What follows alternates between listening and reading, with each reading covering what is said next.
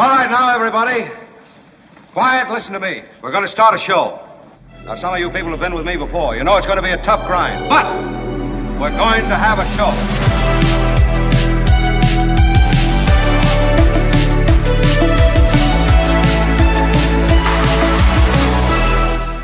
And hello, all. It is a pleasure to have you all here. I know. I'm excited, too. Albert is here. Albert, thank you. Kim is not here. She's Kim, got how are you? COVID. She's got the COVID. That's right.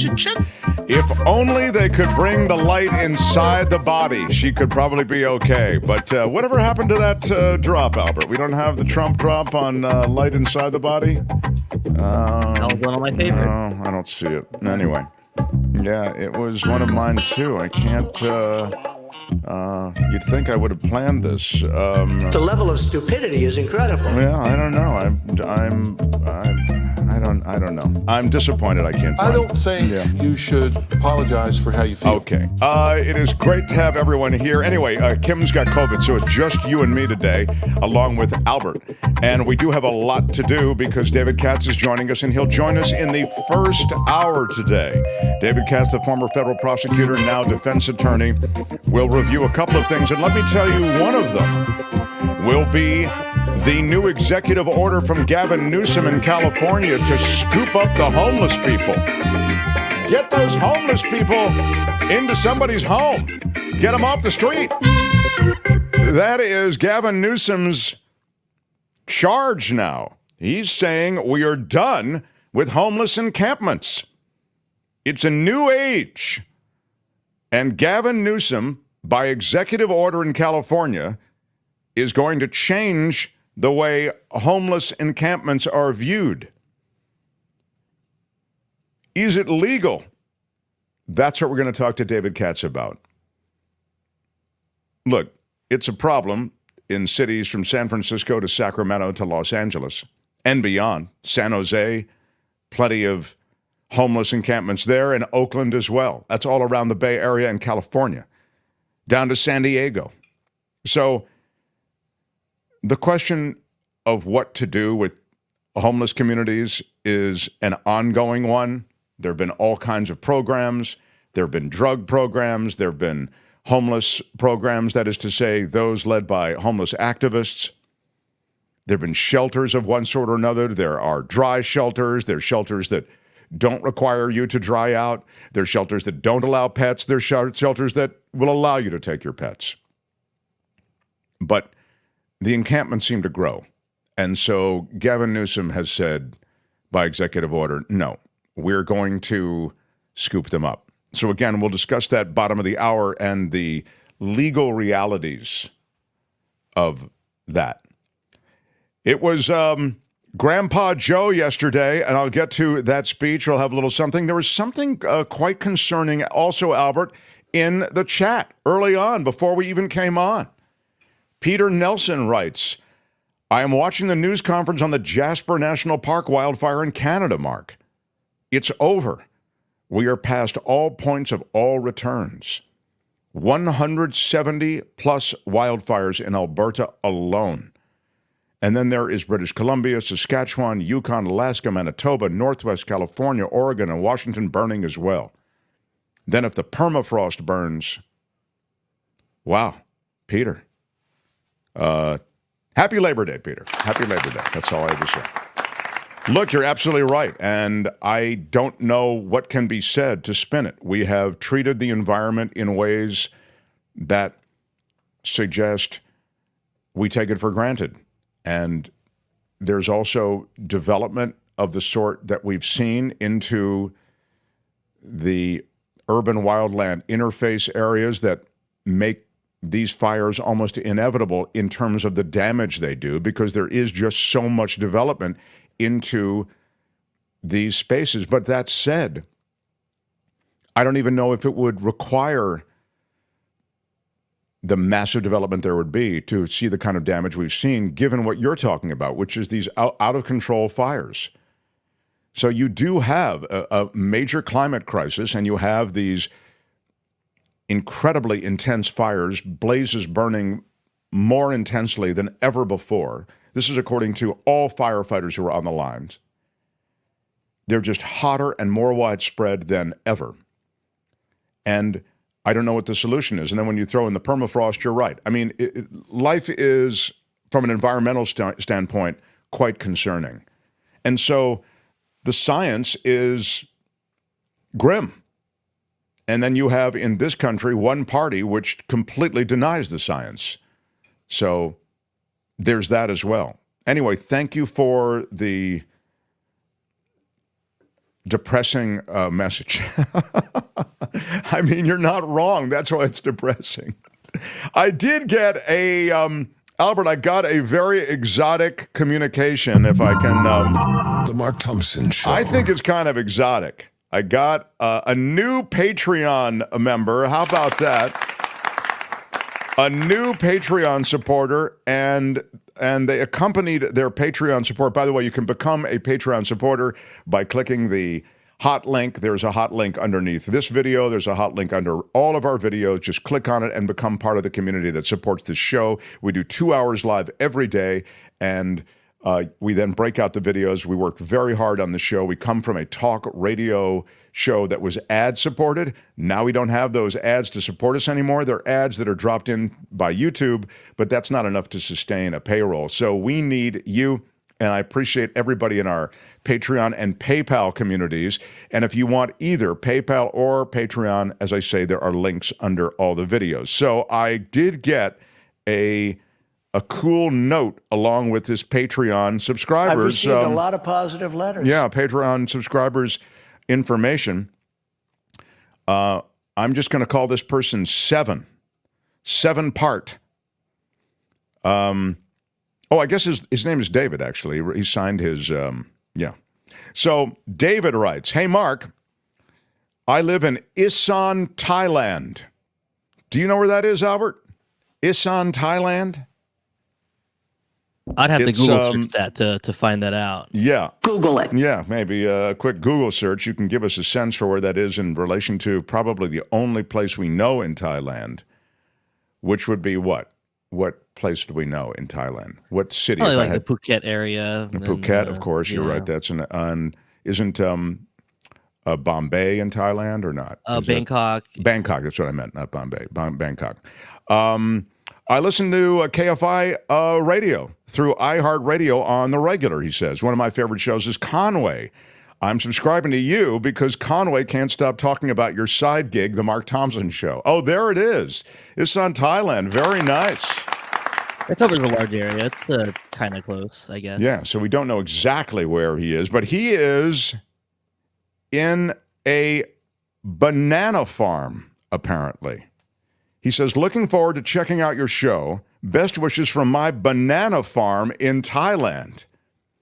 David, very, very cool. I don't think there are any other banana farmers who are viewers or listeners of this show. David, you are the first. Congratulations. And I love that you found us through iHeartRadio and KFI. And speaking of that, I have to go over to iHeartRadio and KFI today, so today's show will be shortened a bit because Kim's not here to pick up the slack. I've left you a little chunk of a story, and I'll run out to KFI. That'll be in the second hour, but it won't really affect it, but the show will end about a half hour early today. Which is a first. We've never had the show end early, so I'm really not happy about it, but there's nothing I can do. It's never been anything like this. There really hasn't been anything like it, yeah. Kim's got sick, and, you got to do what you got to do. But anyway, David, thank you. We appreciate it. And a big shout-out to all of our Thai listeners or Americans in Thailand who are banana farmers, however it is working for you. But it's great to have you on board and a supporter. So, The Mark Thompson Show. Quickly on to the Biden address yesterday. Biden, wistful but proud, it would seem. He spoke from the Oval Office. He was talking about a lot of his achievements. I think the sense that I got was the idea somehow that I've done a lot and I could do more. Is what I was getting. That was the, I thought, distinct implication, but it's time for me to turn the page. So It was an important speech. Probably not everyone was happy with it. Maybe they would have liked a more detailed recounting of what he was thinking as he stepped back. But I don't think you're going to get that. I think the speech he gave is exactly the speech I would have anticipated him giving. Here's a little bit of a summary of the speech from last night. I revere this office, but I love my country more. In a historic Oval Office address, President Biden detailing the most consequential decision of his lengthy political career. It's been the honor of my life to serve as your president. But in the defense of democracy, which is at stake, I think it's more important than any title. It comes less than a month after a poor debate performance and pressure from Democrats led him to drop out of the race. Have you heard about Ted's? No? Is that it, Albert? That's all you've got? No, it's just there's an ad bailed? that played. Something happened? Here we go. Oh. My record as president, my leadership in the world, my vision for America's future, all merited a second term. But nothing can come in the way of saving our democracy. That includes personal ambition. The president insisting the best way forward to pass the torch to a new generation. There's also a time and a place for new voices, fresh voices, yes, younger voices. And that time and place is now. President Biden praising Kamala Harris, who he endorsed this week. She's experienced, she's tough, she's capable. She's been an incredible partner to me and a leader for our country. Watching from inside the Oval Office, the president's family appearing to comfort him afterwards. The First Lady later sharing this handwritten note on social media, thanking those who never wavered and encouraging her husband's supporters to now put that trust in Harris. The vice president in Houston this morning to deliver a speech to the nation's largest teachers union. On Wednesday in Indianapolis, she vowed to fight for reproductive rights. And when I am president of the United States, and when Congress passes a law to restore those freedoms, I will sign it into law. Harris could be close to another high-profile endorsement from former President Obama. 4 people familiar with the discussions tell NBC News he's expected to throw his weight behind her soon. All of it as Harris is facing an August 7th deadline to name a running mate. Among the top contenders, Arizona Senator Mark Kelly. Would you accept that? Again, this is not about me. And Pennsylvania Governor Josh Shapiro. She kicked butt and she earned the support and she earned the nomination, and I'm proud to support her. Thank you, Albert. That is essentially both the summary on the remarks last night by the president and also, of course, the continuing anticipation of her appointment for number 2 on the ticket. I saw a couple of comments that I thought were worthy of repeating, one of which I think is kind of accurate, and you may not want to admit this because I know a lot of you are big Biden backers there, and I certainly would back his record as president, but I would not back his desire to run for another term, and I think a lot of us were looking the other way or, downplaying or wanting to believe maybe what we were hearing about his mental acuity. I'm not suggesting even that his mental acuity is, off that much. But let's face it, the guy does seem feeble and weak. And here it is. Randy says he appeared weak and somewhat feeble. That's exactly right. A big issue now seems to be how much authority or responsibility Harris was given regarding the border. Was she the border czar or wasn't she? Or somewhere in between? Well, first of all, calling her the border czar, I don't know that she was ever called the border czar, but whatever the title is, it could, as you've sort of suggested in your comment, it could be legit, that she has a lot of power, or it could be ceremonial, which is probably what it is. I don't know really what anyone can do at the border without congressional legislation or executive order of the sort that we've seen from Joe Biden recently. You had congressional legislation, but it was hobbled by Donald Trump. I mean, in essence, that would have given you so many more immigration judges, so much more protection at the border. It really would have been the kind of thing, well, the GOP essentially authored the bill, and then they didn't pass their own bill because their Lord and Savior said, don't pass it. And he said don't pass it unapologetically for political reasons. You know, the border is still a political cudgel that we can use to play against the Democrats. That was his view, and it is right. He's correct. The more trouble there is in America, the more you can say, look at all the trouble in America. So there you have it. And Doug says, build the wall. Yeah, build the wall. You want to have the same contractors build the wall, Doug, that built it last time? Those are just donors to Donald Trump. The biggest donors to Donald Trump got the wall contracts, and at least one of them had never built anything before.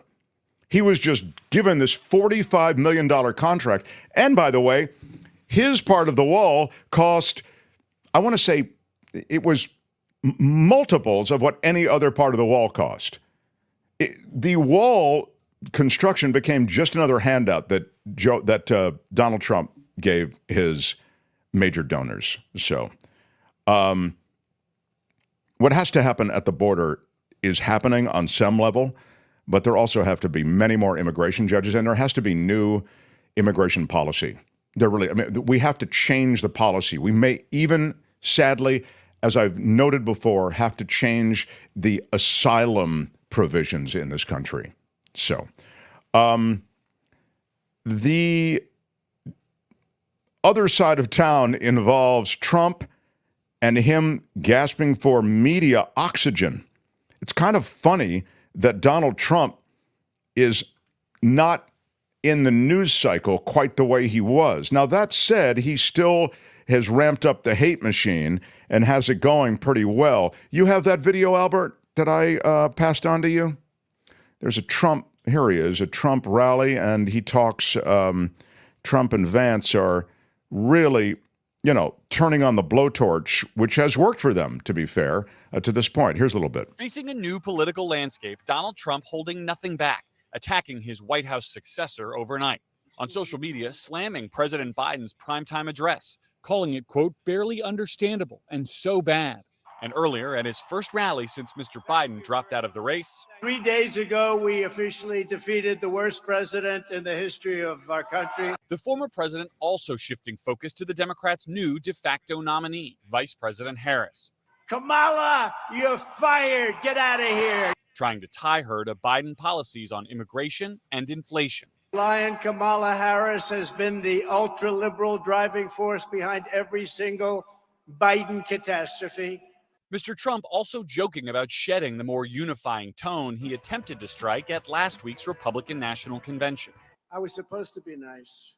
They say something happened to me when I got shot. I became nice.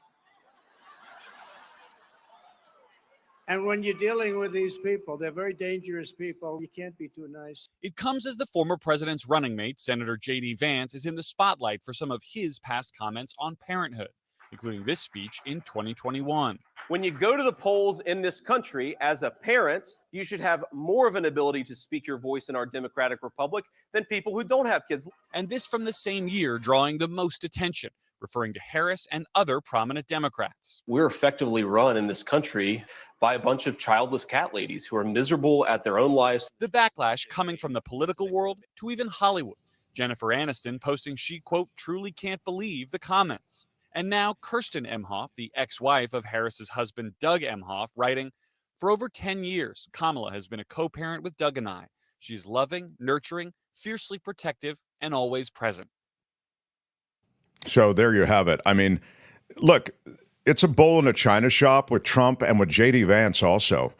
But JD Vance, I'll remind you, was when he appointed JD Vance or decided on JD Vance and brought him on as the nominee number 2 on the ticket, my thought was, and I shared it with you that day, he's really feeling confident because typically you'll bring somebody on for a lot of reasons that have to do with political expediency. They're going to carry a state. They may balance the ticket just philosophically. They may just have a softer tone. Look at Mike Pence. Perfect for Donald Trump. Trump's the flamethrower. Pence is the guy from Central Casting that you might actually put in as vice president, right?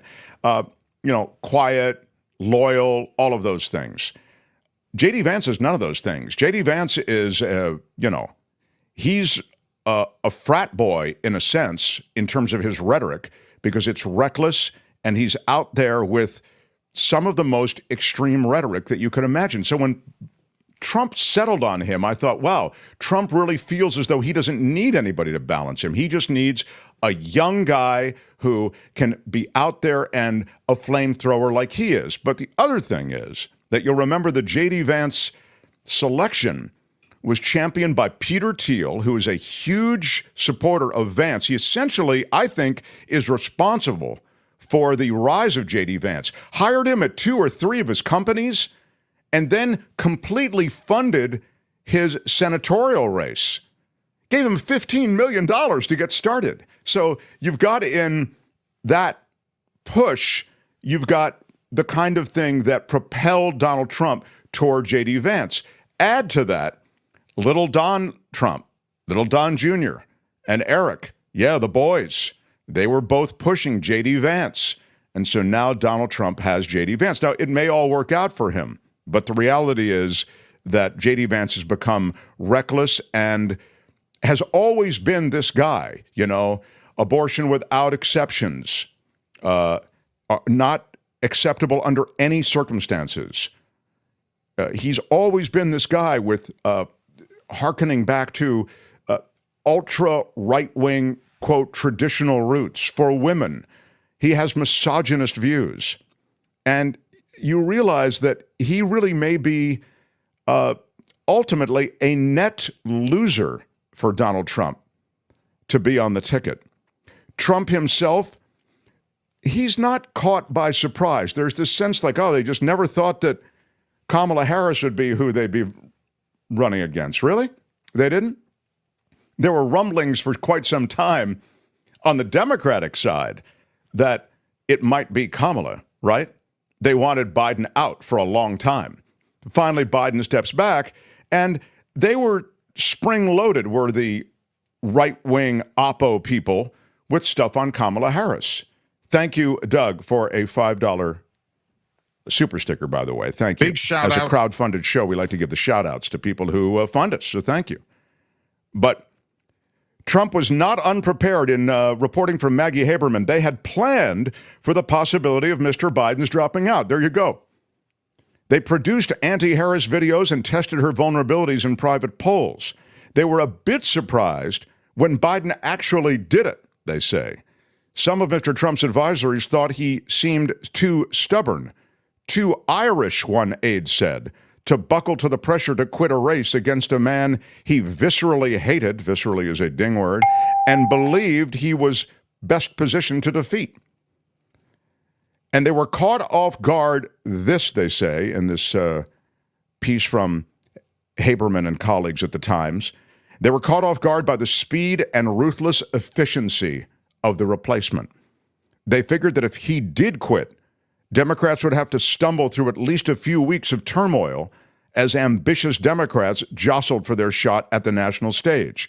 What did we say on this show? We said there would never be any contesting of the nomination. No one would go up against Kamala Harris. Said that from the very first second, right? We talked about that.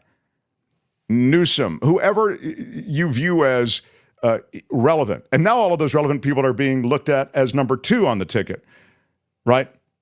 But it's funny that the Republicans thought that there would be this scramble for top of ticket. But within 24 hours, they say, Democratic leaders unofficially crowned Ms. Harris and stamped out any notable opposition. She won endorsements from nearly every Democrat of any note, earned support from enough pledged convention delegates to avoid serious challenges, and was immediately on television prosecuting the case against Mr. Trump. So this whole thing has kind of taken on a kind of warp speed, and that's a little bit on JD and Trump. The Jennifer Aniston slamming JD Vance over the childless cat lady remark is just great. I mean, why would you, this idea somehow that if you don't have kids, you don't have skin in the game, you don't have a stake in the future of America, it's disgusting. It's the most grotesque thing. It's a kind of superiority, and it's as though it's reversed engineered. You know, you decide this is the conclusion. Family is what I'm going to emphasize. And now I'm going to get there in this perverse way where I dump on everybody who doesn't have kids. Jennifer Aniston sent a stark message to Trump vice presidential pick JD Vance on Wednesday over his comment that the U.S. is run by a bunch of childless cat ladies who are miserable at their own lives and the choices that they've made. It's just a basic fact, he said. You look at Kamala Harris, Pete Buttigieg, AOC, the entire future of the Democrats controlled by people without children, he said. I truly can't believe this is coming from a potential VP of the United States, Aniston wrote. All I can say is, Mr. Vance, I pray that your daughter is fortunate enough to bear children of her own one day. I hope she will not need to turn to IVF as a second option. Because if you're trying to take that away from her also, it was a challenging road, the baby-making road, she said. There are 2 points. First of all, it is a challenging road. And IVF, he does want to take away, as you know. But the other thing is, not everybody wants to have kids. And there's nothing wrong with that. Why is that all of a sudden a litmus test for anything? So I don't know what you do with stuff like that. These are comments that are a couple of years old. He's going to have to clean them up. Do you have his original comments, Albert? Did I send them to you? He was on with Tucker Carlson, I think. He said it. Mm-hmm. He said it. I'll play it for you, and then I'm going to move on. I'd love to just slam a law and disorder out right after this, but he said it, and then he goes on Tucker Carlson to defend it. He didn't walk it back. He trumped it. He doubled down on it. Here you go. JD Vance made a pretty obvious point. He said the childless left, that's how he put it, lacks, quote, physical commitment to the future of this country. Quote, why is this just a normal fact of life for the leaders of our country to be people who don't have a personal and direct stake in it via their own offspring? That's what he asked, and they went completely bananas. What I was basically saying is that we're effectively run in this country via the Democrats, via our corporate oligarchs, by a bunch of childless cat ladies who are miserable at their own lives and the choices that they've made. And so they want to make the rest of the country miserable too. And it's just a basic fact. You look at Kamala Harris, Pete Buttigieg, AOC, the entire future of the Democrats is controlled by people without children. And how does it make any sense that we've turned our country over to people who don't really have a direct stake in it? I just wanted to ask that question and propose that maybe if we want a healthy ruling class in this country, we should invest more, we should vote more, we should support more people who actually have kids, because those are the people who ultimately have a more direct stake in the future of this country. And these people recognize that they're unhappy. They live in one-bedroom apartments in New York City. They've played their entire lives to win a status game. They're obsessed with their jobs. They're obsessed with their wealth and with their fortunes. And they look at middle America, people who are actually pretty happy with their lives and the choices that they've made. And they hate normal Americans for choosing family over these ridiculous DC and New York status games. When somebody calls out that, look, if you're a miserable cat lady, you should not force your misery on the rest of the country. They just get really upset about it. You know this, Tucker. The most miserable people in the mainstream media are these mediocre journalists who have their entire sense of self-worth wrapped up in their crappy jobs instead of in their families. People who know where they came from, people who go home at night and see the face of a smiling kid, whatever their profession, I think they're happier, I think they're healthier, and they're going to be better prepared to actually lead this country. Maybe if you two that's there you go. That's all I wanted you to see, because it's a remarkable thing. He said it, and then he goes on Tucker Carlson, as I say, not to walk it back, but to actually expand upon it. It's offensive in so many ways. It almost doesn't need to be taken down as the mass of BS that it is. But the notion somehow that you have to have kids to have a stake in America is completely absurd. And as they take away IVF options and some of the options for those who want to have children, it's a bizarre irony, you know. But as I was saying, there are plenty of people who don't want to have children, and that's a perfectly sound decision. And many are making many more contributions to improving American life than are those who have families. I mean, that's a cartoonish version of what a person without a family and with a person with a family really are. You had a cartoonish version, which is this miserable cat lady. It's her and her cat and the cat treats sitting on the couch in misery. That's just not the way it is. I mean, these are people who are loving life and have freedom of being by themselves. I celebrate those people. Good for them.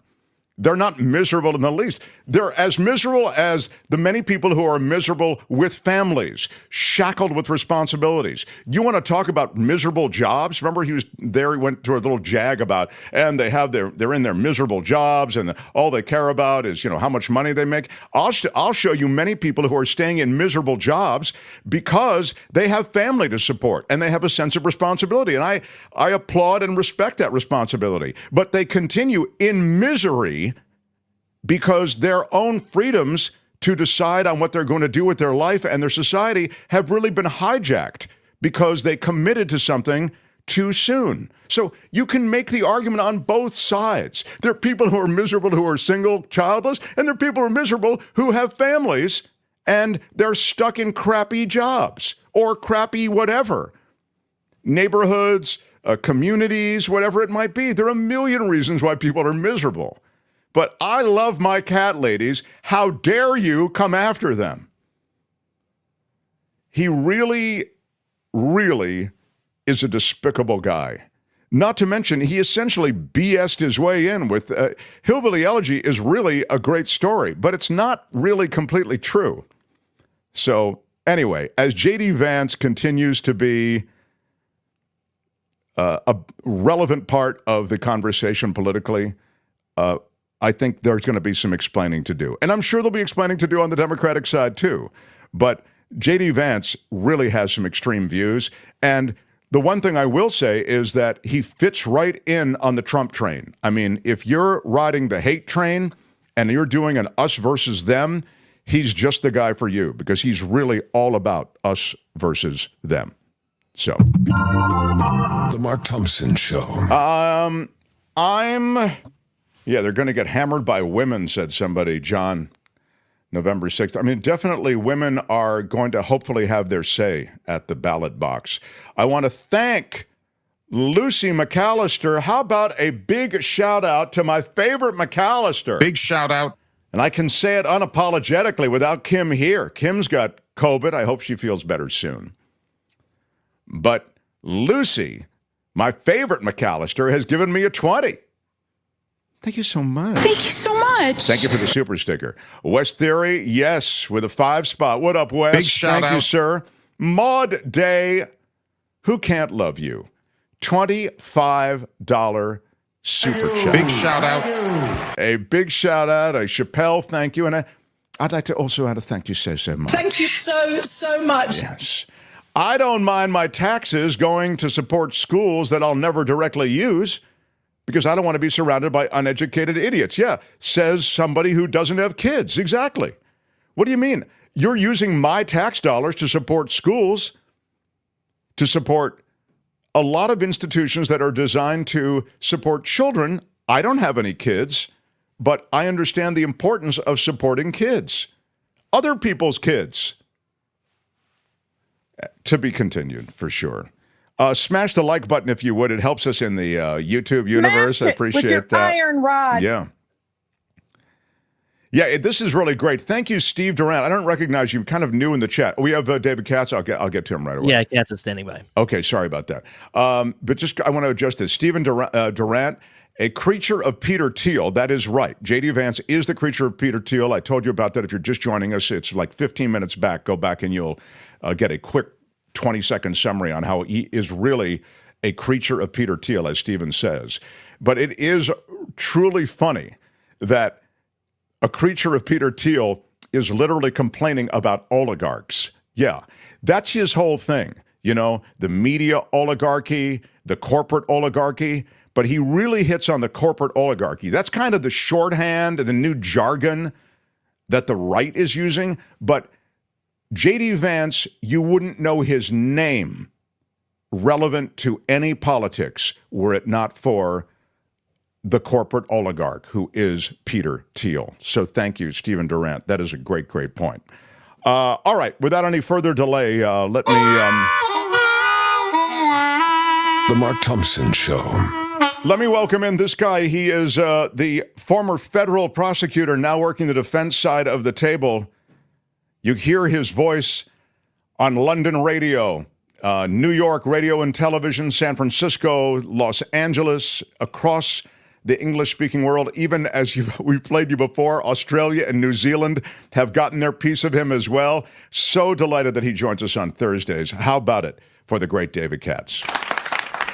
Great to be with you, Hello, Mark. sir. Albert, hello. Why can't I? There you are. Great to be with you, Mark. Thank you for coming on a little bit sooner today. Can you hear me? So, look, I want to start in California with you, please, David Katz. Today, Gavin Newsom, he took on an executive order. The executive order, I think, and you'll correct me or you'll inform me, I think it was made possible by the Supreme Court decision regarding homelessness and these homeless encampments. But he wants to now, by executive order, essentially sweep California of these homeless encampments. That's essentially it. Tell me about the legality of all of this, if you would, please, David. Well, I think that what Governor Newsom just announced is legal. He doesn't have the power to tell cities what to do, Mark. But of course, they distribute a huge amount of state funds to municipalities and counties and so forth. So he certainly has a lot of sway in distributing those funds. He also has direct control over things like Caltrans, the parks in the state. They have a policy with Caltrans about how they're going to deal with this problem. They've been dealing with it with Caltrans, people living, by the freeways and so forth.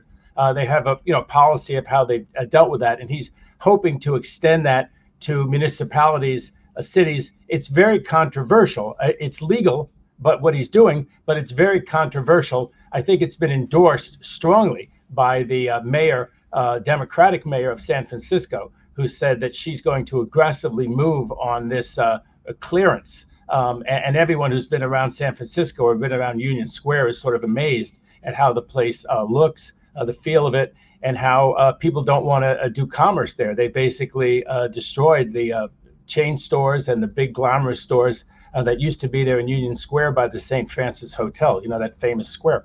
And down here in LA, our mayor has said that she's not okay with this. And this was the split on the Supreme Court, Mark, 6-3. But this is an interesting one. The ones that I'm usually saying I agree with them and they're in the dissent. This time there's a lot of issues about, the dissenting opinion in this case. The dissenting opinion, Sotomayor, the usual suspects, right, said that sleep is a biological necessity. It's not a crime. And that these folks in that Oregon town didn't really have anywhere else to go in town except to sleep in the outside. And the U.S. Supreme Court said 6-3 that no, again, the usual ideological split. But the 6 said that it's not cruel and unusual punishment. In other words, Mark, it doesn't violate the U.S. Constitution. These homeless advocacy groups were suing in L.A. and San Francisco, up there in Oregon, all over the place in the Ninth Circuit, which had decided that it was cruel and unusual punishment if a person didn't have anywhere else to go, like a shelter nearby, and yet they were given a ticket or they were arrested for sleeping outdoors. The U.S. Supreme Court reversed that 6-3 and said it does not violate the U.S. Constitution clause, 8th Amendment, against cruel and unusual punishment. Of course, the U.S. Supreme Court decision did not knock down all local laws, all local ordinance. So I expect there still will be a lot of court suits. The homeless advocacy groups, Civil Liberties Union and so forth will continue to sue on behalf of homeless people and make their arguments and say that this is violating other laws and statutes, but it's not violating the Constitution anymore. Newsom very much wanted the U.S. Supreme Court to take that case. He felt that the Ninth Circuit ruling, as long as it was in place, really tied the hands of the Western states in how they could deal with homelessness and, the urban blight that comes with it. Obviously, there's a whole lot of reasons and root causes for homelessness, but there is a certain urban blight. People don't want to go downtown to certain areas in LA or San Francisco. I mean, we've all seen that. And so there is this obvious policy balance that's at play. So the legality is there, and it sounds to me like it's logistics because, as you say, various communities and municipalities have control over their own future in terms of how they're going to handle the homeless situation, right? Well, here's how the governor has dealt with this so far with the agencies that he directly controls, Mark. The state provides 48 to 72 hours advance notice. The state officials work with local service providers to connect homeless campers with services and housing. They collect the personal property at each site and store it for at least 60 days. So the idea is that there is some transition. And again, I don't want to get into the whole debate, which is just intractable between the various sides of the homeless crisis. You know, a lot of people say there just should be an awful lot more affordable housing. And why doesn't the governor spend billions and billions of dollars on more affordable housing? I would point this out. Remember, there was an initiative out here in California, which barely won. They thought it was going to be very popular to spend more money on the homeless. It turned out not to be very popular. It just squeaked through. But here's a statistic I just saw. Newsom threw all his political weight behind a ballot measure earlier this year to allow the state to borrow nearly $6.4 billion to build 4,350 housing units. Now think about that math, $6.4 billion to build 4,000 units. This is why people have real reservations about the money that we're spending on the homeless crisis. You know, there used to be these things like in the Tenderloin, and of course the Tenderloin in San Francisco has its own problems, but there used to be these tiny rooms, but they'd have a key, so you'd have privacy and security. You know, people would rent a tiny room, they'd stay in the tiny room with a lock, they'd use the bathroom down the hall, they would rent those places really cheap. There were a lot of them. And then, you know, people didn't like them. Now we don't seem to have so many of them. There's certainly a lot of pressure not to build those kinds of units. But you see that the state is spending, I'm not making this up, $1 million per unit. And you think to yourself, that's not sustainable. The public is not going to go with $1 million per unit. They're not going to go with $6.4 billion to build 4,300 housing units. That's not different buildings. That's basically those apartments, the 4,300 apartments for $6.4 billion. And, you know, in New York, they say, Mark, that there is a right under state law, a right to housing. That was one of the things when the migrants arrived in New York City, right? And New York City, and of course the ACLU and the other groups went to court and said, hey, under New York law, there's a right to housing. These people's right to housing, whether they're here as migrants, whether they're here, whatever they're here as, they're here. And as people in New York, they have a right to housing. And that is why they ended up spending $400 a night for hotel rooms for tens of thousands of migrants. And the mayor, even though he's a Democrat, freaked out and said this migrant situation is unsustainable. They're all arriving in New York City. We can't spend $400 a night for hotels. And there's a suspicion that the mayor down here, Bass, who doesn't agree with Newsom's order or the whole direction of the U.S. Supreme Court decision or of Governor Newsom, but, you know, there hasn't been transparency of where those funds are being spent. And people are really worried that what they're going to is $500 a night hotel rooms. And that's, of course, one way to house the homeless. But again, the public will not stand for this, in my opinion. It's not a legal opinion. It's a political or philosophical opinion. But I just see it writ large on how these ballot measures came out, and this one passing by a razor-thin margin, that people will not pay unsustainable amounts for either hotel rooms or to build units at $1 million a piece, in my opinion, apartment. Yeah, and I've talked about it before. It's the homeless industrial complex. I mean, that's what's going on. As you say, so much money goes in, and it's unclear as to where that money actually ends up. So I think you've pointed up something that we're all hip to now. I mean, we all vote for the bond measures. We all vote for the additional taxes. We all vote for the billions, and then the situation just seems to deteriorate further. Well, who doesn't have a big heart when you see how unaffordable housing is? They're not building new housing. And a lot of the majority of homeless people are not mentally ill. They're not, weirdos. They're people who would love to be living in an apartment or house, but they can't afford it here in Well, some of these encampments, though, David, are really dominated by drugs. And fair enough. Yeah, I mean, it's a pretty. I used to live 40 feet from one, and for 10 months we lived 40 feet from, and it was scary. So They used to come. They used to come and use the water because there was a water spigot outside the house and fresh water, and it was fine. I really didn't mind it as long as they didn't like leave the water on, whatever. So my general disposition toward them was to try to be positive and helpful, but I wasn't going to go in there to try to, to make friends. I mean, it can be a pretty scary environment. But you're right. Yeah, sorry. No, you go ahead. I was just going to say, within that scary environment, there can be kids and families, and I mean, so it's a very complicated situation, but what is not complicated is the fact that there is a tremendous waste of money in California when it comes to treating this homeless problem. And you and I agree on that, and I think most others do. I have to move on to another issue, and that issue is Donald Trump and ABC. So Donald Trump had a lawsuit, and he got a pretty good break, I think, a legal win against ABC television. I wonder if you could speak to this. It's a defamation suit, right? Well, this is more in my wheelhouse because it's a legal question.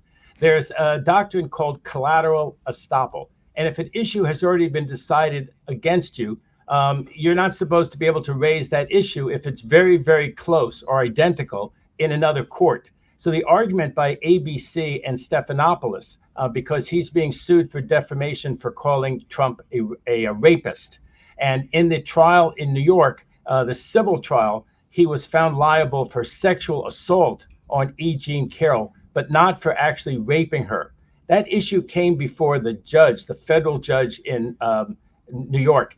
And he said, there was really only a minimal difference between rape as interpreted under the New York law and sexual assault. And maybe this was technically only sexual assault, but they're very, very close. So the argument is that it's already been found by a judge already that rape is so close, so minimally distant from sexual abuse that summary judgment should be entered on behalf of ABC and Stephanopoulos. The federal judge down there, she's the chief judge. She's the one who, according to the New York Times, spoke to Judge Cannon and said, maybe you're kind of inexperienced and you could be accused of bias. Why don't you give up that Mar-a-Lago case?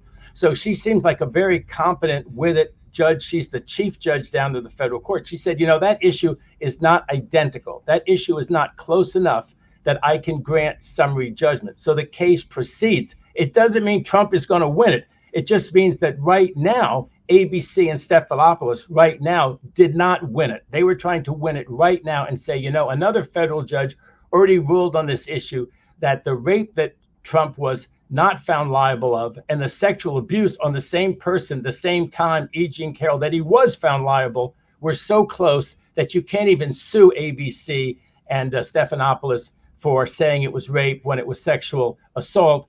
Because a federal judge has already ruled on that exact issue. She said, no, it really was in a different context. And so the case proceeds. No big victory for Donald, just not summary judgment granted right now on behalf of ABC and Stephanopoulos.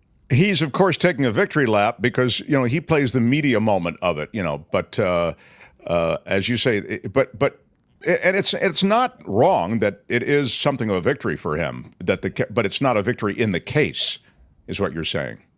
Right. I think down the road, if that case ever does get to trial, I don't think that I don't think a jury is going to rule on behalf of Trump that he was defamed and has damages and everything else. But, the case may settle at this point. If Trump isn't elected, and I think with Kamala Harris, his chances went down of being elected again.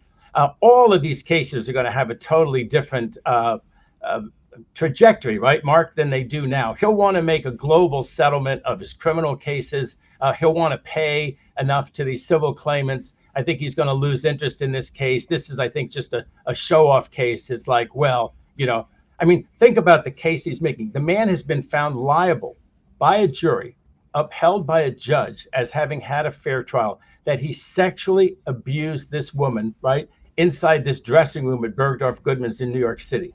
And that he didn't rape her because the sexual abuse, it's so close to between rape. If somebody puts a foreign object inside your body involuntarily in your vagina, boy, it sure sounds an awful close to rape to me. But apparently there's some technicality in it. And so the jury came back that it was not rape, at least under the definition of New York law, but it was sexual assault on her. With it sure looked to me like a lot of indications, allegedly, I better say that before I get joined to the lawsuit from Trump. It sure looked allegedly like something that is so close. You can't imagine a jury ever finding, well, wait, when you were a sexual assaulter and someone said that you were a rapist, oh my God, your reputation was so terribly destroyed because they didn't keep it straight. And it was an interview show. It was said just one time. So they'll probably settle this case, Mark, when it all shakes out after November. On to a bizarre case. You're just the guy to weigh in on this, though. And Commissioner Albert, you'll appreciate this as an abiding sports fan. The NBA and TNT, the parent company for TNT is Warner Brothers Discovery, and they're really the ones involved here. So it's the NBA and Warner Brothers Discovery, if you want to think of it this way. They look like they're into what will likely be a legal entanglement that will be serious. I mean, this is over the rights to the NBA, and the NBA had a deal with Warner Brothers Discovery, and Warner Brothers Discovery is saying that deal is that we can match any other deal that anybody else comes forward with to get the rights to basketball.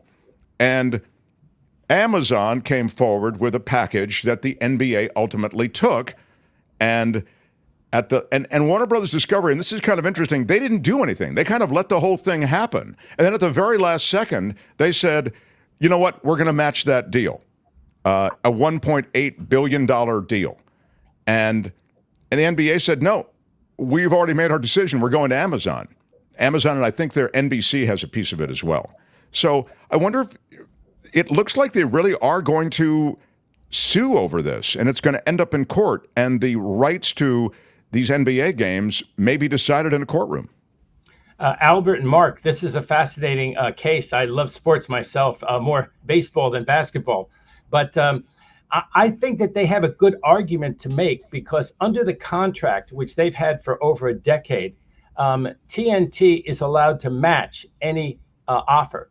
And the idea is that this will give you a lot of incentive to really push basketball, to make it a huge, big deal, because no matter how big a deal you make it, and no matter how much other people want it, because you've enhanced it so much, you'll get to keep it. You'll just match their offer, and you'll get to keep it. Now, the argument is that TNT has not actually matched the offer in full, in part because Amazon and you say NBC have so much money, ESPN, that they've apparently offered 3 years basically up front. And TNT has a letter of credit. They have a bank that's good for it. So I suppose if that's the only issue, TNT will come up with all that money. They'll tell the bank, look, to match it, if that's what we have to do to match it, give us 3 years of money. But the stickier thing is Amazon's streaming service. No one has a streaming service on the level of Amazon. So Amazon can provide something that's unique. And they said, we provided something unique and you, TNT, can't match it. And that's what the court's going to have to grapple with in the lawsuit, which I think will happen this year. And this is, of course, the last year of that contract. So TNT will have basketball all this year, and they'll be wrangling in court about this. But I think their argument will go something like, if that's so, there's a value to that, and we'll pay that value. We'll come up with our own streaming service. You with me, Mark? Yeah, we'll in fact, I'm just going to ask you, could a judge decide what that value is? A judge could decide what that value is, and I think this may be an antitrust violation. They may say, Amazon, you're now barging into this, right? You're now barging into, if they have a monopoly on a streaming service, I know other people have streaming services too. If there's anything monopolistic or anti-competitive about it, I think TNT will make that argument. If you can just go have your own streaming service, and on that I'm no expert, but I imagine that TNT would say, we will come up with a streaming service, and they'll put everything into it. And of course, huge investors will back TNT. So I think TNT has a very good chance of prevailing because at the end of the day, they have a right under that contract to match. And they want to keep that contract. I think they'll do everything to match. People will come into their corner, right? They'll be part of their syndicate in the best sense of the word. They'll have a streaming service that will be comparable to what Amazon, they won't want to lose that contract. It's worth so much money to TNT and the company that you said that's behind them. And just one last thing on it. There's a show inside the NBA with Charles Barkley and Shaq, and that has become really fraught. And I guess Charles Barkley has said he's going to start his own production company and try to somehow keep inside the NBA, no matter where the NBA games end up going. So stay tuned to that one, because I think this one will be a really fascinating lawsuit, where law meets sports. Always a fascinating area if you love sports and law. Well, live sports is a huge profit center that still remains, because what's happened is with delayed viewing, people are able to take in content in ways that sort of allow them to skip over ads, this kind of thing. And so the only sort of locked-in revenue is around live sports. It becomes a great platform for you to promote other shows, and as I say, to get ad revenue there. So we were talking before the show started about Barkley and those guys from inside the NBA maybe coming here to YouTube. I mean, YouTube is a great platform. It's completely accessible. Now you have YouTube TV, et cetera. And the popularity of those guys may be such that they really don't need a TNT or Amazon NBC anymore. They can do their own thing, you know? Well, that'll be fascinating to see. Yeah, there they are. I mean, who would have thought that such a profit center would become so much and so completely empowered that they could actually break off from the very sport that they are connected to, and they could start their own thing. But that's what they could do. I mean, they could literally not exist on these platforms and just do their own show. And I don't know. I see it actually as a very viable business model. But Mark, can we spend one more minute on Trump's complaint to the Federal Election Commission about Kamala Harris? Kamala Harris money, yeah, please. Yeah, that's going nowhere. If anyone's worried about that, the Federal Election Commission has 3 Democrats, 3 Republicans. They're very slow moving. They're not going to do anything on behalf of the Trump campaign in the next week or in a short amount of time. This is a slow moving administrative agency which does not have a Republican majority. I think Trump is just trying to put this out as a press release. And of course, the reason that the case is so idiotic is because it was Biden and Harris. If they had picked somebody who wasn't Harris, this might be an interesting issue. But having collected the money for Biden, Harris, and Biden not running and endorsing Harris, it's pretty clear that Harris is entitled to the Biden-Harris money. So this is a waste of time going nowhere. But what a fascinating week we just had, huh, Mark? Yeah, and just because you've mentioned Harris, and one of the people she's considering for number 2 on the ticket is Mark Kelly. You can explain that Mark Kelly could continue in his role as senator, even if he was chosen by Kamala Harris. Well, that would be the McCain situation. McCain kept his Senate seat when he ran for president. He didn't have to resign, and then he ended up, not winning against Obama, and he just kept right on with his Senate seat. And that's, I think, what would happen with Mark Kelly, the former astronaut. I think that he would run very well in those blue wall states, as well as give them I think they would win Arizona. I think with him, they would win Arizona. And then I think that he'd be a very good candidate in those 3 blue wall states, Wisconsin, Pennsylvania, and Michigan. Yeah. I mean, those are you absolutely have to have those 3 to win. But they'd also have Arizona. They could lose one of them if they had Arizona. And, strange things happen. Michigan may be a difficult state to win. That's where Trump had one of his big rallies. It's got all the issue with protectionism. It's got apparently some people who don't like the Biden-Harris ticket over the Palestine and Gaza. So you could lose Michigan if you picked up Arizona. I think the math still works out. But it's been really fascinating to see, who's going to be picked. My wife said to me the other day, she said, "Oh my God, but then they might lose the Senate." It's like, wait a second, they win the presidency, they keep Trump from having another term, and you take the risk that the Senate ends up being 51-49 Republican. Take that risk. This is funny, but this is what happens when you lose senators. You lose Joe Manchin, who I think is corrupt. I mean, in the legal way you can be corrupt in this country, essentially a tool of the mining industry, coal industry, and big pharma as well. His daughter, you can Google it, her relationship with pharmaceuticals and jacking up prices, but you lose him because now he's an independent, so he's not a Democrat. And then the other ways that, you look at this, Menendez in New Jersey, he was just found guilty. We talked about the case here with David Katz, and now he is resigning from the Senate. So you begin to lose a couple of senators here and there, and as you suggested with that razor-thin margin, I mean, it can matter.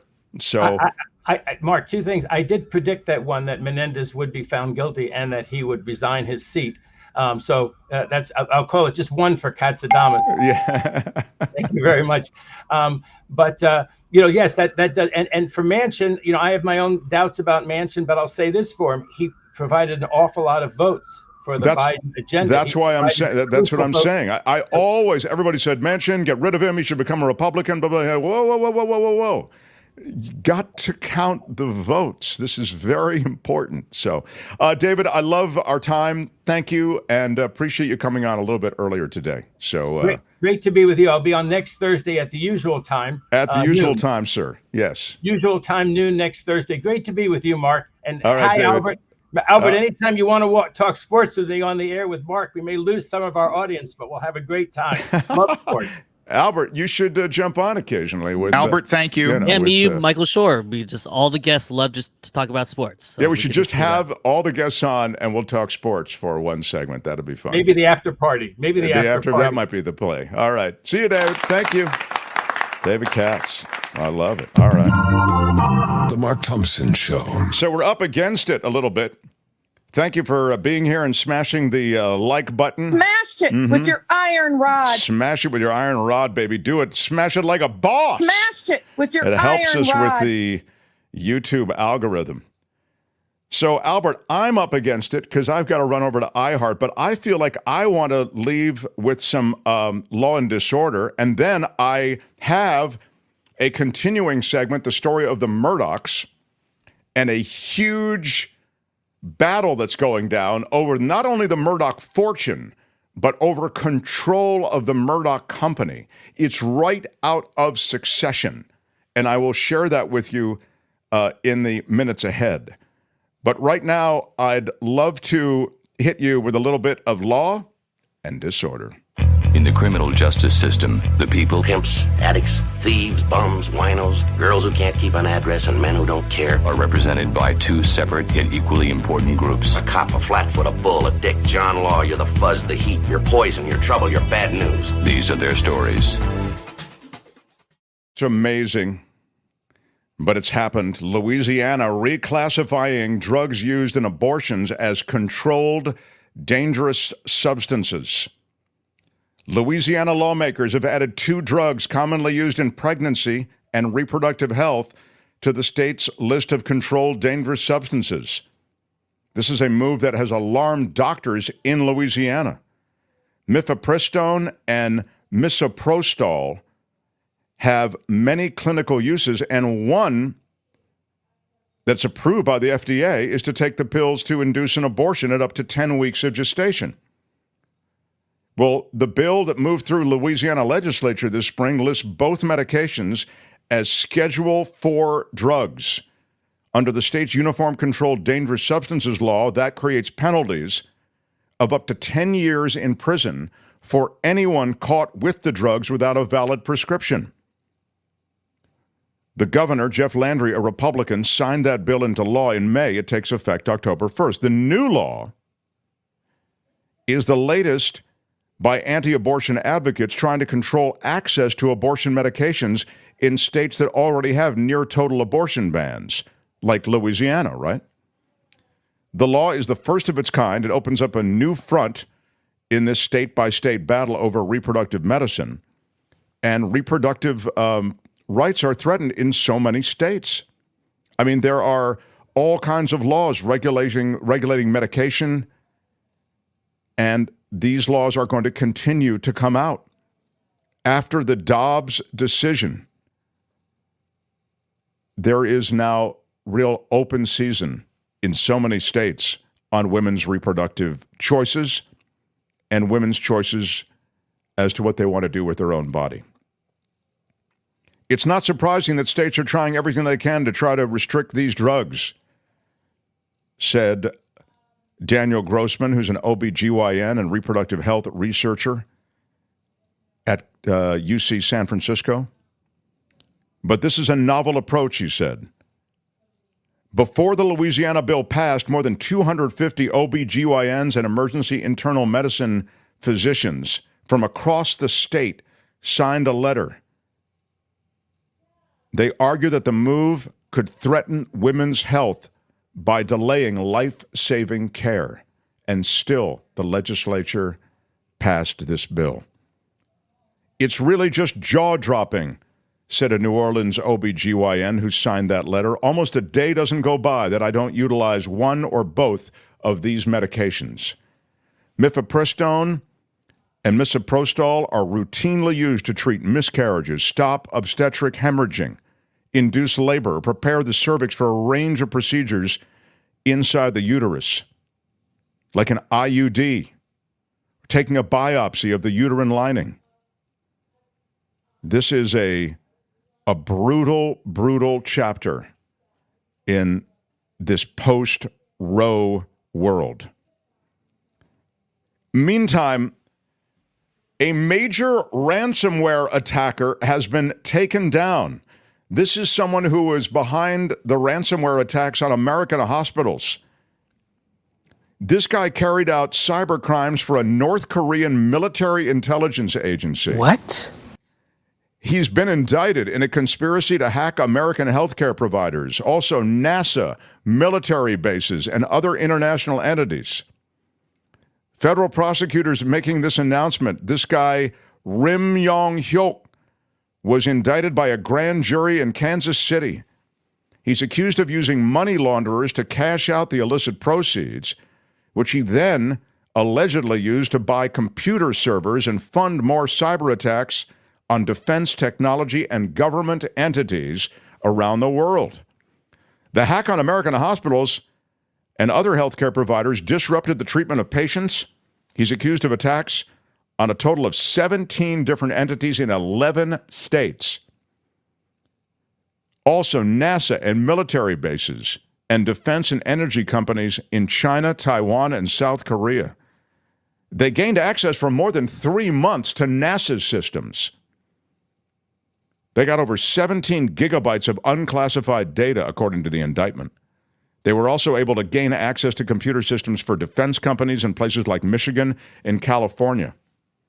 Wow, huge arrest and indictment in that ransomware case.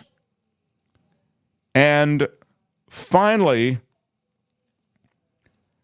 the insanely over-the-top wedding that went down in India. Mukesh Ambani, is that how he says his name, Albert? Ambani? Mukesh Ambani's wealth will be needed to pay for a $600 million wedding. This should really be in That's Rich. But here's the really cool footnote to this. There they are. Mom and dad and the youngest son. The wedding of Mukesh Ambani's youngest son to a pharmaceutical heir cost a reported $600 million. And the billionaire's wealth needed to pay that $600 million and that over-the-top wedding.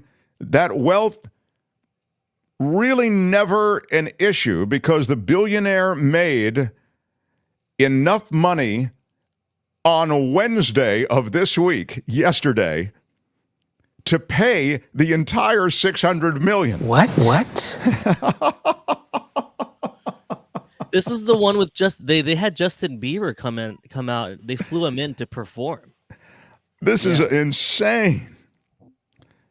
According to Bloomberg's tracker of billionaires, Ambani's wealth grew by $495 million to $113 billion.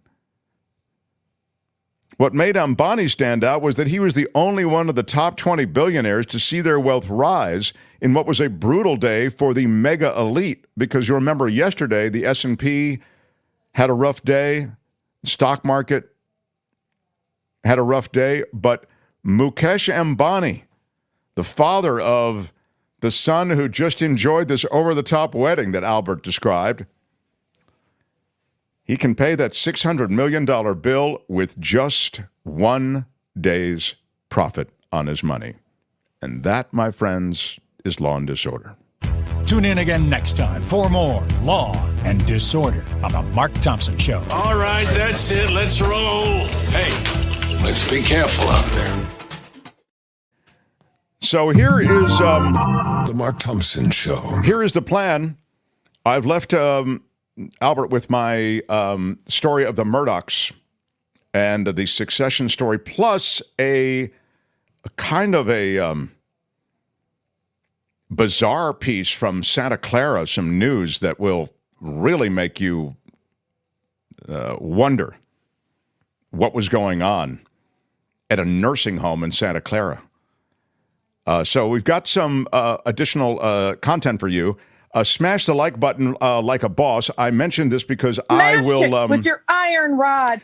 I'll go out right now so that I've left this. I just recorded this about an hour ago. It's right before we went on. So it's fresh content. But again, I have to run over to iHeartRadio. Smash that like button. Thank you, everybody. With your iron rod. Albert, you are a rock star, and I will turn things over to you to... Really great show, really short, but we peaked at 1,647 live viewers. So shout out to all the new viewers we have. Yeah, shout out to our new viewers. I also big shout out. Will tell you we passed 38,000 subscribers on this channel, which is great for our little channel. I mean, this is this is homegrown. So thank you everybody who shares the show and supports our channel. So appreciated. So Albert, I don't know how to do this. Do I? You just roll, right? Is yeah, that you how just it hit works? me with the sting, and then I'll just roll it. I love it. All right. Thanks for being here, everybody. I want you to hear about this wild Murdoch succession nightmare that's happening at the highest levels of power and money in America. The Mark Thompson Show.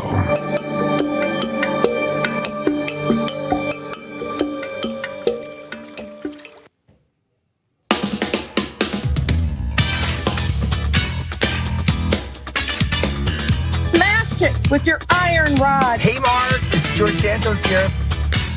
I come from regular stock. You just don't get it, do you? You don't. There's a reason that this place is fun. A lot of people are telling me you're a liar. Don't ever use that word. What are the porn stars doing, Mark? I love it when you're angry.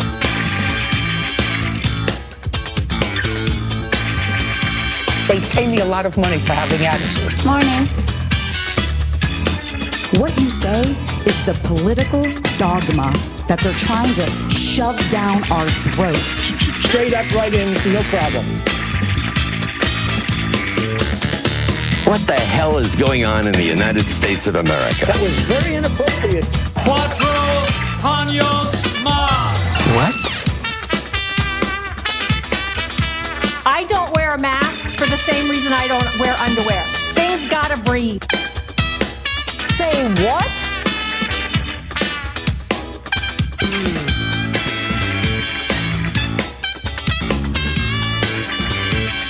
Do you have a secret talent? You get nothing. It was great. I loved it.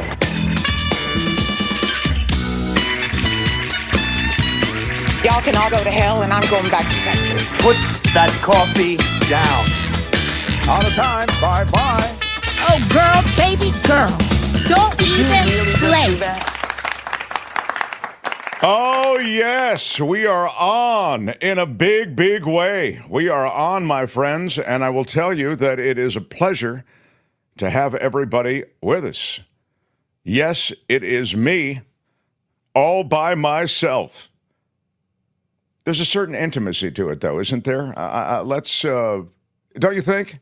You know, we get rid of everybody else, and now it's just you and me talking. Kind of special, isn't it? Who is having that conversation? Now, I would like to share with you a story that is quite remarkable, and it's quite of the moment, And it involves the real-life succession battle that's going on in the Rupert Murdoch family. The secret battle for the future of the Murdoch empire. It's quite remarkable. So sit back and listen to uber-rich people positioning themselves for the future. Now, this is not just a fight over money. If it were just a fight over money, we might do the story and that's rich or something, and it might just be, one of those stories where we kind of peer in from the outside and look at these uber rich people, throwing furniture at each other. That's not what this is. Because of Rupert Murdoch's media empire, this becomes an incredibly relevant story, right?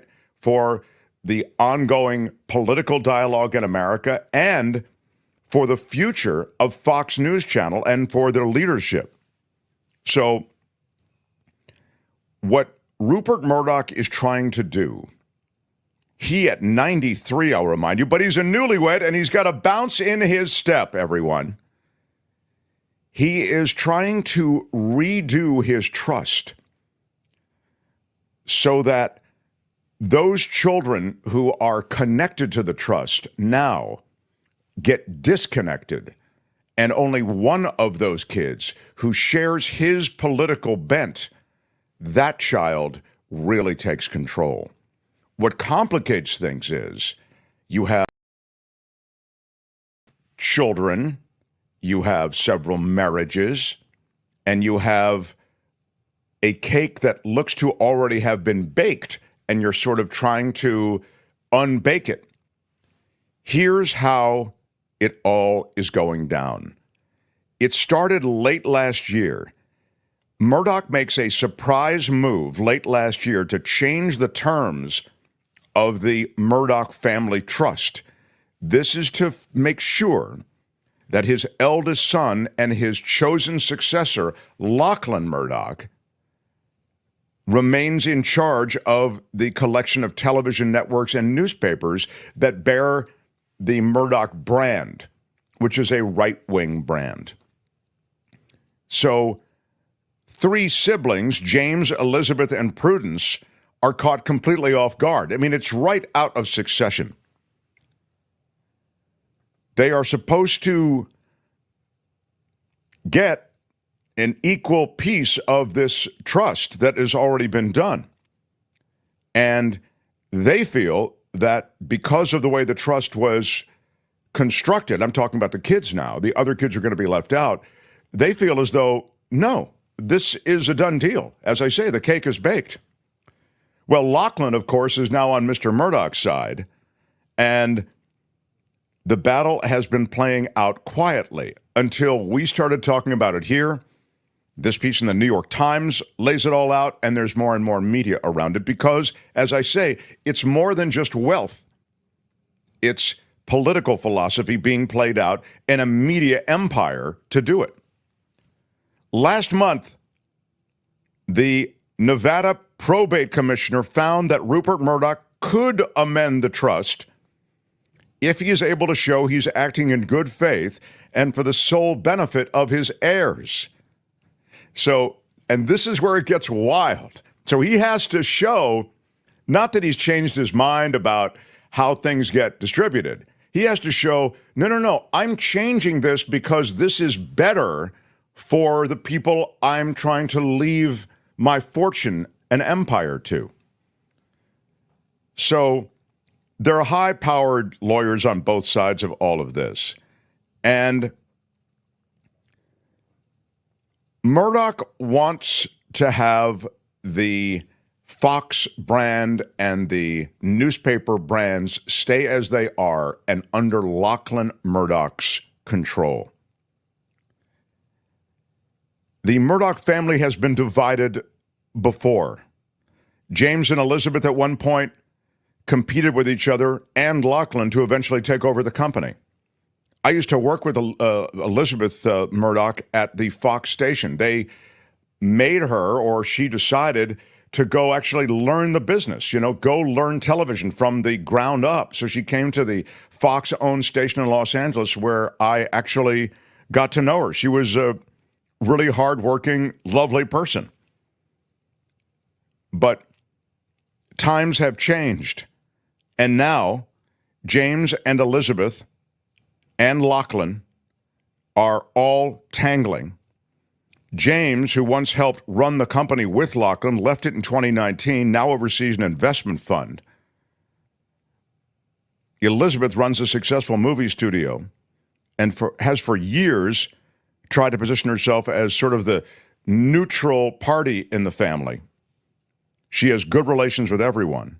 Prudence, Murdoch's oldest child, the only one from his first marriage, has been the least involved, apparently, in this family business, has remained the most private of all the kids. But given Murdoch's age, 93 again, this battle has all the makings of a final fight for control of this sprawling media empire, which owns Fox News. Also, Wall Street Journal, New York Post. I mean, major newspapers and television outlets in Australia and Britain also. This is a big empire. So politics and power, that's what's going on. This trust was designed nearly 25 years ago. The family's political views, even within the family I'm talking about, have diverged sharply. During Trump's rise, Murdoch and Lachlan became more closely aligned, pushing the company's Fox News channel further to the right. The other three children were kind of uncomfortable with that. Murdoch called his effort to change this trust, listen to what he's named it, Project Harmony. He's hoping that by reshaping the trust, he can head off a confrontation and a struggle when he dies, he says. But of course, it's having the opposite effect. Now there is a rugby scrum of legal stuff going on. After filing his petition to amend the trust, Murdoch met separately with Elizabeth and Prudence in London, again, two of the kids, hoping to win their support. Instead, they were furious. Elizabeth responded to the possibility with a string of expletives, apparently, and days later, Murdoch's representatives went ahead with the motion to make the changes at a quickly called special meeting of the trust in Reno, Nevada. The representatives for the three kids sought to adjourn that meeting and block the proposed changes, but apparently were not successful. So the fight has left Murdoch estranged from his three kids. None of them attended his wedding to this Elena Zhukova, the fifth wife. Lachlan was there, of course. The trust is irrevocable. It contains a narrow provision allowing for changes done in good faith, as I mentioned, with the sole purpose of benefiting all its members. But according to the court's decision, Murdoch was concerned that the lack of consensus among his children would impact the strategic, this is a quote, would impact the strategic direction at both companies, including a potential reorientation of editorial policy and content. It's that last part that's really important. The potential reorientation of editorial policy and content. He's thinking, if I leave it to the kids, they're going to change the vibe at Fox News Channel and at these other papers, Wall Street Journal, New York Post, and high-profile right-wing papers in Australia, etc. He wants, and this is in the legal document, to consolidate decision-making power in Lachlan's hands and give him, quote, permanent exclusive control. The document makes it clear that Murdoch's actions have pushed Elizabeth, Prudence, and James into a joint posture against him. The siblings share legal counsel, are fighting to retain their voice in the company's future. They say their father is trying to disenfranchise them. They say that Murdoch's move violates the spirit of the initial trust, probably does. And it was not done in good faith. This will be one of the main issues in the trial. The action is taking place in a Reno probate court, which is devoted to dealing with family trusts and estates. Nevada is a popular state for these dynasty families to do their business because of favorable probate laws and privacy protections. The trust holds the family's shares in Murdoch's empire, It's now mainly divided between two companies, Fox, which includes Fox News, and the Fox Broadcast Network and News Corp, which holds his major newspapers. All 6 of Murdoch's children have an equal share of the trust's equity. That includes Chloe and Grace. Those are the 2 younger kids that he had with his third wife, Wendy Dang. But those 2 have no voting rights. As of now, the voting rights are shared among Murdoch and his 4 oldest children through their own hand-picked representatives on the trust's board. But Murdoch has the ultimate control. He can't be outvoted. After he dies, Lachlan, James, Elizabeth, and Prudence each get a single vote. But the probate commissioner's review of the facts shows that Murdoch is moving to expand Lachlan's voting power to secure a majority, to ensure essentially that he can't be challenged by the other kids. The changes would not affect anyone's ownership stake in the company. He's concerned with control, sort of the philosophical political control. And that's what this Murdoch dust-up, to be polite about it, is all about. By the way, Murdoch has moved to replace 2 of his longtime executives, and he's replaced one of them with who? Someone you know. Does the name William Barr mean anything to you? Attorney General under Trump. He is one of Murdoch's chief executives now, having replaced one of the other executives as Murdoch shakes things up. Longtime executives are moved out. Barr, you'll remember, was a guest at Mr. Murdoch's most recent wedding. Barr is leading Murdoch's effort to rewrite the trust. Barr said this, quote, Mr. Murdoch knew the companies and the environment better than anyone else and believed that Lachlan was in the best position to carry on the successful strategy that he'd laid out. The basic contours of the trust go all the way back to his divorce from his second wife, Anna, mother to James, Elizabeth, and Lachlan. They got divorced in 1999. And this entire dynastic succession fight is going to go on, it seems, through the end of the year. But you can see the complexities and provisions provided within the trust make it possible, you would think, for Murdoch to shake up the snow globe on all of this. And James and Lachlan used to work closely together. In 2015 to 2019, they ran the place. But when Trump came to power, the 2 split over Trump's treatment by Fox News Channel. James Murdoch felt it was a fawning treatment of and dishonest treatment of the former president, Donald Trump, whereas Lachlan was cool with it, and his father was cool with it. So James Murdoch, I'm kind of on his side because his wife is a longtime climate activist, and it seems as though he is on the righter side of things, meaning his heart may be in a better place, might be a way to put it. But Murdoch's kids may emerge with a piece of this company, but ultimately no control.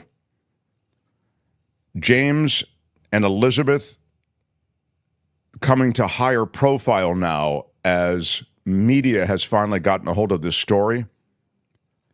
But James has pulled back from the company. As I mentioned, he handles a bunch of investments. He's out of sort of the media game. And it's unclear how serious James is about making any moves against Lachlan. But it would appear that Elizabeth may be serious about it, even though she claims sort of a neutrality. I think in the end, if I had to handicap this, I mean, who knows what's going to happen in this courtroom in Reno, but I would imagine that Rupert Murdoch will prevail and that Lachlan will be in charge and that these media entities that we're familiar with will continue unfettered with essentially the same philosophical bent that they have now. But that's a look inside what's happening now as Rupert Murdoch scrambles to change his legacy. Because as it is, his legacy, at least he feels politically, could be diluted by those in the family, essentially, who don't agree with his heavy right-wing bent. So, The Mark Thompson Show. It is it's a wild story at the top, huh? A wild story. Articles of impeachment filed against Vice President Harris. Did you see this? Crazy. Yeah. This is that Tennessee congressperson, Andy Ogles, filed articles of impeachment against Vice President Harris. You're thinking, impeachment? What can you impeach her for?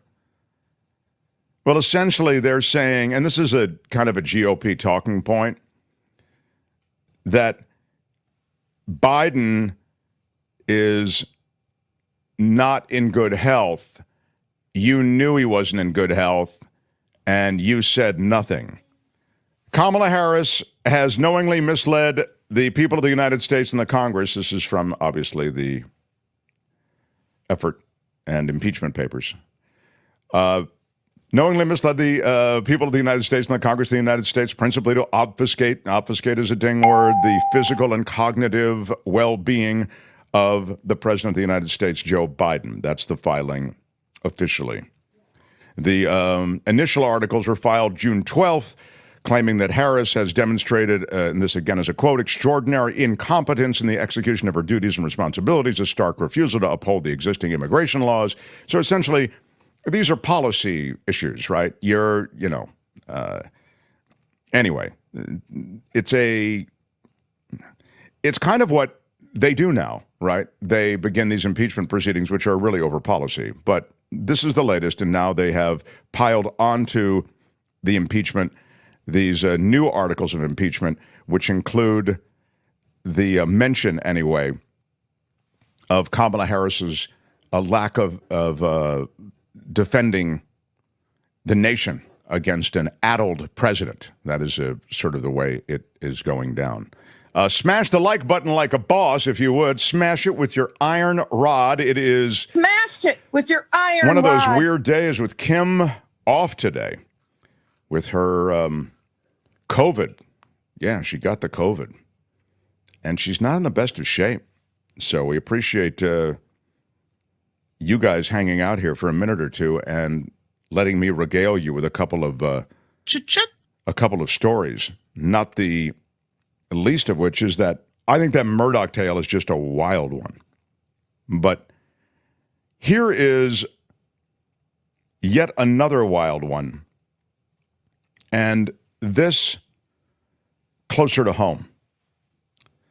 In Santa Clara, I can't believe what happened in this nursing facility in Santa Clara. There's a 98-year-old woman. She is in a room, and then a roommate is added to her room. The roommate is 79. The 79-year-old woman has a history of violence. What kind of violence, you say? Well, she tried to smother her roommate with a pillow, tried to kill her, okay? So this woman is moved, and she's moved in with this 98-year-old woman. And the 98-year-old woman is beaten to death with a cane. Yeah, by the 79-year-old woman. So the 98-year-old woman, as I say, passes away from her injuries. And now the family, appropriately, I think, they are suing the nursing facility in Santa Clara. It's outrageous. Here's the quote. "We trusted them to take care of my grandma and keep her safe, and they failed miserably. My grandmother was placed in a room with a violent woman who had previously tried to murder someone in the same facility." By the way, the woman who that 79-year-old tried to smother with a pillow was 103 years old. Just a little fact. But the nursing facility, of course, is saying nothing. We're working with the resident's family in an effort to seek resolution and will fully cooperate, is what they say, with applicable authorities as the matter is investigated. Covenant care is what they're called. It is a tragedy on tragedy, but it speaks to, I think, the way that we warehouse so many of those that we love. We don't mean to warehouse them. We want to put them in a great place. We check them out. We visit different facilities. Where would she be happiest? Where are the best people? And then at the end of all of that, you can still end up in a situation like this and the family has no control. Such a bummer. Really, really sorry. I like to bring everybody down, you know. I mean, I know you're all feeling pretty good. I don't want you to get too bouncy. There's never been anything like this. Don't get too happy. That's why I'm here. My bad. Mr. Buzzkill. You know. Yeah. The Mark Thompson Show. Hey, look, it's happening. You want me just to tell you sweet stories? Stories of sunshine? Did you really just do that? Stories of rainbows? I can do that. Sure, I can do that. I'll tell you what. I'll do that tomorrow. Hey, which tomorrow one is going to be Thompson? all sunshine and rainbows. That's what I'm doing. I promise. All sunshine and rainbows That's not fake. tomorrow. That's real. Southwest Airlines is ending their open seating policy. That's too bad. You know, I was really, really excited every time I flew Southwest for the Hunger Games rugby elbowing people out of the way. No, this seat is saved. I'm sorry, we're saving all these 3 seats. That whole game when you got on flights. I used to pay for the, and still do, like the earlier check-in. So you get one of the A boarding passes. But then I'd get to the airport late. And so that was completely rendered useless. And so now I'm boarding with the C people, barely getting on. You get nothing. Southwest Airlines will no longer board people with the general boarding plan. They're going to start assigning seats to passengers, and the new procedure apparently is going to be implemented to increase revenue and to respond to feedback from customers. The revenue is now you can charge for more legroom. You can have your, economy, premium select economy, premium select executive economy, all of the, if you want to pay for an aisle, you want to pay for a window. They have joined the rest of the crew. I think assigned seating is a good thing. So for me, I like it. But the good thing about Southwest always was they didn't charge you for changes, and they didn't charge you for bags. I wouldn't be surprised if that's the next thing to go as well. But for now, airlines, and you'll remember it wasn't that long ago that none of us had to pay for bags being checked on any airline. It was just part of the game. You tip the SkyCap or whoever is helping you, but that's it. But now you pay for those bags, right? Being checked. So all these different revenue streams are developed by all the different airlines and all the different carriers, and Southwest now is no different. So Southwest, we're flying this weekend on Southwest. We had a big family meeting about whether we should pay for early check-in, and we decided we are going to pay for it. So we have that going for us. We'll keep you posted. So, The Mark Thompson Show. All right, I want to thank you all for joining us today. It's been one of those days, with Kim down and sort of with COVID being what it was, it took my darling Kim out. So there was really very few options for us. Kim, how are you? And as a result, I fly solo with this last little bit. And tomorrow we will be at full speed, I think. Even if Kim is down, it is our Friday show. So we have hot and cold running guests with Friday Fabulous Florida, curated by Albert. Tomorrow, Michael Shore on a very eventful week. A week in which we've seen the president step back from the re-election campaign and also address the nation. There's never been and anything like Kamala this. Harris step into the spotlight and do well in the early going. We'll talk to Michael Shore about all of that, and of course, Michael Snyder, the Culture Blaster, on what to watch this weekend. So much to I'm do Shepard tomorrow. Stevens for the Mark Thompson Show. Bye-bye. Thank you for hanging on this shortened show. 2 All hours the time. Bye-bye. live tomorrow. Until then, bye-bye.